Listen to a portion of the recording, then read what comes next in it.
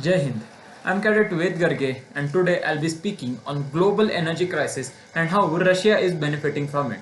So after the wake of pandemic easing, there was a resurgent demand for the Chinese goods which led to several market distortions including the power rationing which overall contributed to the global energy crunch. In September 2021, China's factory activity was depleted suddenly and it turned over to Russia to fulfill its electricity needs. Also, the employment ratio in China in September also depleted on a very large scale. Initially, Australia was the major supplier of coal to China, but after Canberra backed an international inquiry on how Beijing tackled the COVID 19 outbreak, China immediately stopped all the imports of coal from Australia and now it is only dependent on Russia for the abundant coal supply. So now I'll speak on why India is facing energy crisis. So there was a sharp uptick in power demand after the Indian economy recovered from the effects of pandemic. Also, there was a sharp increase in the international prices of coal due to shortage in China. Also, there was low stock accumulation at the thermal power plants in April-June period because of the heavy rainfall in all the states where thermal power plants are located. So the effects of these conditions were that all important Indian states like Punjab, Rajasthan, Gujarat, and Maharashtra are facing energy crisis due to low accumulation of coal at the inventory level itself of the thermal power plants.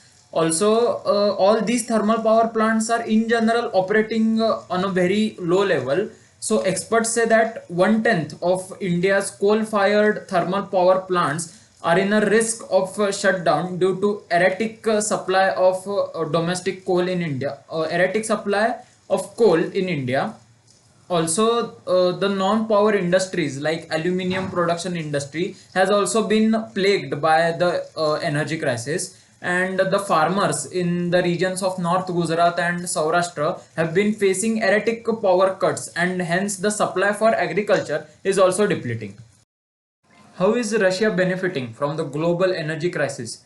In October 2021, the global economy was recovering at a very historic rate and the benchmark prices of natural gas hits its all-time high. The international coal prices were also fourfold than those which were there in 2020.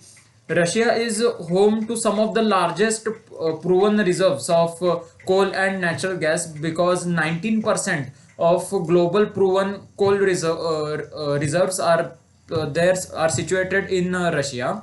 Also, fossil fuel comprises of Russia's most of the export revenue. So, indeed, it is a strategic victory for Russia because naturally China is looking forward to increase their imports amid their shortages. So, under a deal, Russia's energy giant Gazprom is expected to supply 10 million cubic meters 10 in fact 10 billion cubic meters of natural gas to China via the China Russia East pipeline, which is double of its volume than last year. Under a deal which was signed in October 2021, Russia is also committed to supply 40 million tons of coking coal to India every year. Europe is also pleading to have more amount of natural gas than what Russia is, in fact, than what Gazprom is contractually obliged to supply. The European Union is also seeking coal from Russia. So Gazprom here wants to use all the scenario to their advantage. It wants Europe to issue the regulatory approvals for the Nord Stream 2, which is a controversial pipeline to bypass Ukraine and supply gas to Russia via the Baltic Sea. Naturally, US and Ukraine are quite afraid that Europe will be more dependent on Russia if this Nord Stream 2 opens up.